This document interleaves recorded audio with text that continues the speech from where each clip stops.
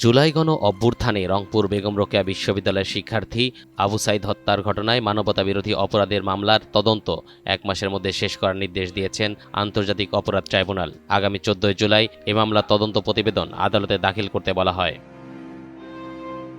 ১৫ June রোববার আন্তর্জাতিক অপরাধ ট্রাইব্যুনালের চেয়ারম্যান বিচারপতি মোহাম্মদ গোলাম মুর্তজা মজুমদারের নেতৃত্বাধীন ট্রাইব্যুনাল এ আদেশ দেন। ট্রাইব্যুনালের অন্য দুই সদস্য হলেন বিচারপতি মোহাম্মদ শফিউল আলম মাহমুদ ও বিচারপতি মোহাম্মদ মহিতুল হক এনাম চৌধুরী। আদালতে প্রসিকিউশনের পক্ষে শুনানি করেন প্রসিকিউটর এস.এম. মইনুল করিম। তিনি বলেন, আবু সাইদ হত্যা মামলার তদন্ত প্রায় শেষ পর্যায়ে। আমরা আশা করছি আগামী ২ সপ্তাহের মধ্যে তদন্ত পেশ করতে পারব।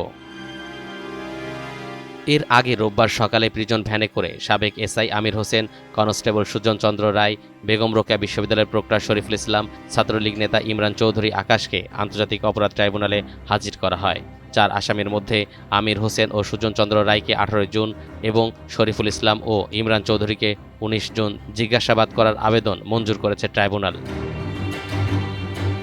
সরকারি চাকরিতে কোটা সংস্কারের দাবিতে বৈষম্যবিরোধী ছাত্র আন্দোলন যখন সারা বাংলাদেশে ছড়িয়ে পড়েছিল, তখন গত বছরের ১৬ জুলাই দুপুরে বেগম রোকেয়া বিশ্ববিদ্যালয়ের সামনে পার্ক মোড়ে গুলিতে নিহত হন আবু সাইদ। তিনি ওই বিশ্ববিদ্যালয়ের কোটা সংস্কার আন্দোলনের অন্যতম সমন্বয়ক ছিলেন।